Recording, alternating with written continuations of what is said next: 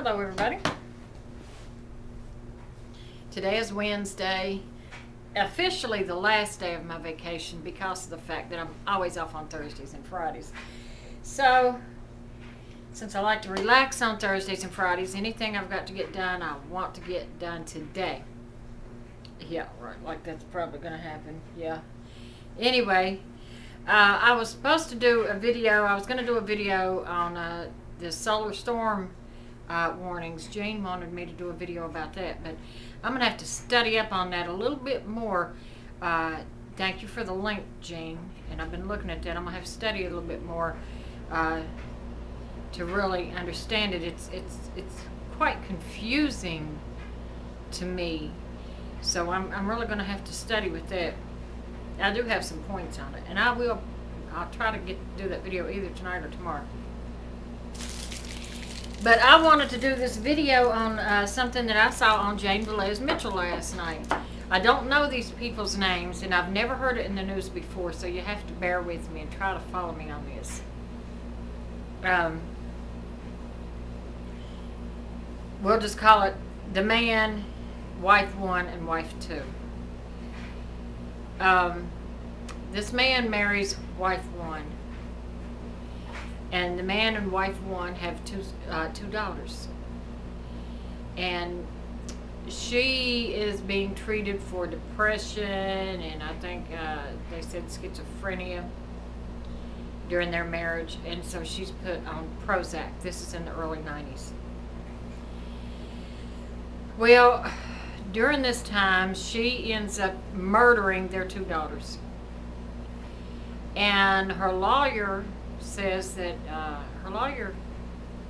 it's because of the Prozac is why she did what she did. So she was found not guilty by reason of insanity, and she was placed in a mental institute, where she only served 4 years in that mental institute. And then after that 4 years, they let her out back into the public, saying that she was not a danger to anybody, let alone she's murdered her own 2 daughters. So during this time that she was in the mental hospital, they become divorced, and the man goes on to marry wife 2. Him and wife 2 have 2 sons, and they start having problems, and they split up, and they divorce. But they remain, friendly because they have 2 sons together. So meanwhile, the 2 sons are still going over to dad's, and spending time with dad. But mom has, full custody of them. They spend a lot of time with their dad. So anyway, farther on down the road, wife 2 finds out that dad has remarried, but did not tell her, and told her sons not to tell mommy. But she finds out anyway.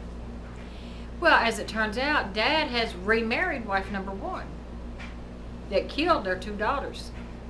So meanwhile, he didn't want wife number 2 to know this because he's got their sons in the care of his first wife. So wife number 2 gets pissed off because this woman is taking care of her boys, and she killed her own 2 daughters. So she goes to court to keep her boys away from this woman. And the judge says that it's in the best interest of the children to spend time with their father, and demands that wife number 2 turn over the children to the husband and wife number 1 to spend time with, to spend days and weeks upon end in the home of the woman who murdered her own 2 daughters. The judge said it's in the best interest of the boys to do this. How can that be in the best interest of these boys? Now, these boys, are they going to be laying awake in their beds while they're at daddy's house, thinking to themselves, when she comes in, is she coming in to tuck me in, or is she coming in to blow me away? Is she going to smother me with a pillow? If she gets mad at me, is she going to kill me while daddy's at work tomorrow? Some of this has to be going through their mind. And there has to be a reason why a husband did not want wife number 2 to know he was remarried to wife number 1. And they say that the husband has guns but he won't keep the guns in the house because of his wife. Now, if you're scared to keep a gun around your wife, why do you want your children in that situation? Knowing that, I mean, these were his daughters that were murdered too. Now he's got his sons in that house. Now, when these boys go missing because of stepmommy, and the taxpayers again have to fund another search and another trial for a woman that's gone crazy, then it's going to be all over the news, and they're going to say, why are we doing this? We are not doing it. The judicial system is doing it. And they say that the judge who ordered this woman to turn over her children to this murderous woman, they said he was overheard saying that he's the judge, they have to follow his rules, but he wouldn't turn his kids over. So if he, as being the judge, if he wouldn't turn his own children over, why are you making somebody else turn their children over? To me, it sounds like that judge is on a power trip. That's what that sounds like. And they said that she can't, somehow she can't file a rapid appeal or something on it. She's got to turn the boys over because the judge or whoever hears the case is on vacation until mid-August. So she's got to hand her boys over. Now, it's real easy for us as parents to say something like this one woman said last night. She said, I'd be damned if I would turn my boys over. I would leave the country with them. Well, what if you don't have the money to leave the country? For one. And don't she realize if you do leave the country or if you refuse to follow the judge's order, your ass is going to jail. They will find you and you will go to jail. Then where are you boys going to be? They're either going to be with daddy and the murderous mama, or they're going to be in foster care. And you don't know what these foster parents have done in their past. So I say it's best that she do what the judge says right now and go back to court and fight it out. She can't spend her life, there'd be no kind of life for her to be running from the law and the boys to be running from the law, because good guys truly do finish last. She's just a mother that wants to take care of her kids, and if she runs with them, she's going to be the one going to jail. And you know that this husband had to know this whole situation was wrong if he wanted to keep it from her. That means that he really don't trust his first wife, or knows that his second wife is not going to trust his first wife. He won't even have guns or weapons in his house. Does he have silverware in his house, knives, or do they eat with plastic utensils? I don't see why he married her again. That must truly be love right there. If she could go off and kill their two daughters and he's going to remarry her. That's just love. But anyway. That's what I wanted to talk about on that respect. And that brings me to Warren Jeffs. You know, I did a video about Warren Jeffs. He's the polygamist. And they was talking some more about him last night. And it's really, really crazy. It will be so screwed up if he gets out of this, because this is really nothing more than child abuse. You know, in the name of their religion, you know, they take all these wives, and they can be young wives, and blah, blah, blah. And he's got like 60-some or 80-some wives. But his latest wife, I think that was either 14 or 15, apparently, I don't know how to put this, apparently didn't want to have sex with him or whatever. So this is child abuse, and this is rape and everything else, because they said that it came out that he tied this young girl to him, which he says nothing wrong with that because that's his wife.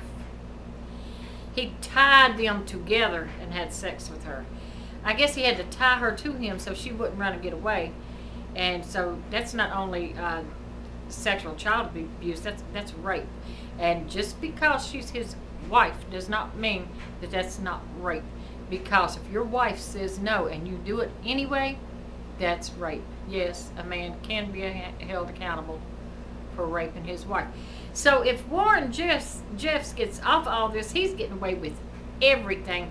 And he already has God complex. He's truly going to think he is God if he walks away with this. And the judicial system, this is what I'm afraid of, are so, I don't know how to put it. They let people like this do whatever they want. They let them walk away because it's easier just to let them walk away from it and then to go home at the end of the day for them. And it's not right. So, oh, and another thing, they said that he's got videos of him having sex with his underage wives. And there's in these videos, now, first of all, why are you having a video? Who's holding the camera? But they say in these videos that some of the other men from the compound are watching him have sex with these young girls. That is abuse in the worst kind of way. He cannot walk away from this. I mean, when my husband was alive, he didn't invite the neighbor men over, to sit in the bedroom while we had sex. I would have killed him. It's just crazy. It's ludicrous. And my favorite word on here, I know, is ridiculous, so I went one step above ridiculous, didn't I? By ludicrous.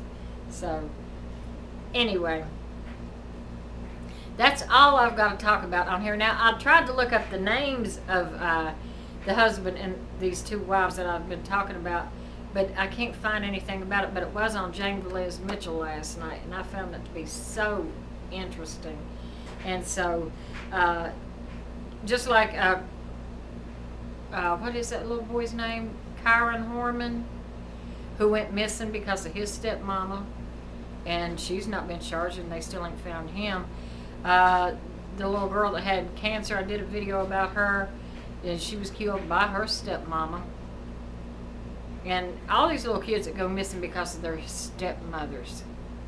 And these two little boys, I'm so worried about these two little boys and the care of that woman. So, we'll wait and see how that turns out. And I guess that's it for today. Until next time, bye-bye.